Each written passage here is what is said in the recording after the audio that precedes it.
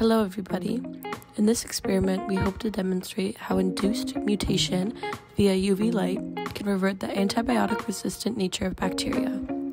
As seen in the first clip, we were using 6 different plates.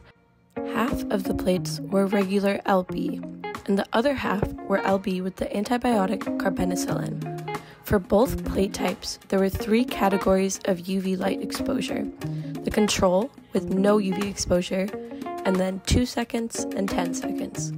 To begin the experiment, we conducted a dilution series with our E. coli. We diluted until we reached a concentration of 10 to the 3 cells. We made sure to resuspend well before transferring 100 microliters of the dilution to the next tube.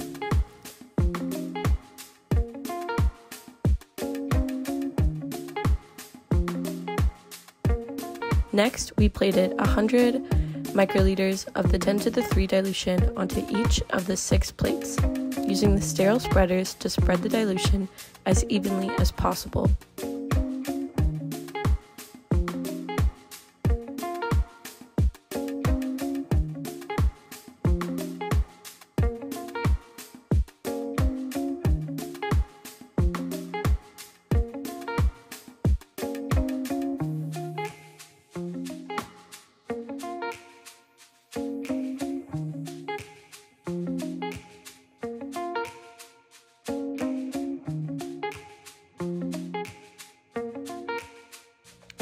Here is the yeasty bake, our UV light machine.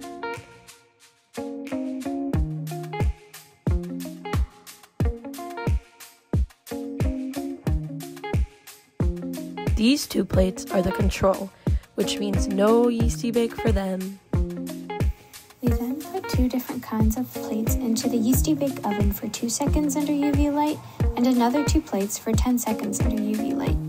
Finally, we took these 6 plates and incubated them in 37 degrees for 2 days.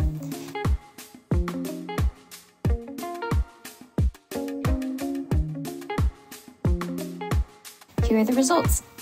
The control plate with no antibiotic had approximately 4,000 colonies. However, we can see that under 2 seconds of UV light, there were only 2 colonies present. And finally, the 10-second plate had no colonies that grew.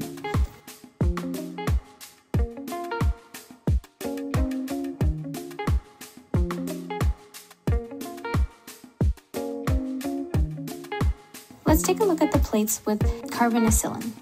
We see that the plate untreated with UV light had only 1 colony. The plate under 2 seconds of UV light had 0 colonies, and the plate under 10 seconds of UV light had 2 colonies. So what does this tell us? First, as this is the first time testing E. coli with UV light, we observe that E. coli is a lot more susceptible to UV compared to yeast. Second, it's quite interesting to note that 10 seconds under UV light, or our mutagen of choice, was enough to induce mutations in the E. coli cells to allow them to survive in carpenicillin-treated media.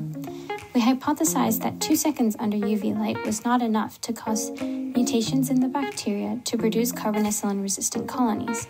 However, the 10 seconds under UV light worked. In this regard, our experiment was a success. The UV light induced enough DNA breaks or mutations to give rise to carpenicillin-resistant bacteria. However, because we only tested 6 plates, we believe more tests are required to confirm whether or not UV is an adequate mutagen to produce mutated E. coli colonies or bacterial colonies in general. Also, we would be interested in trying an even greater range of seconds under the UV light to see if our results differ. For example, 5 to 7 seconds under UV light. With that concludes our experiment. Thanks for watching.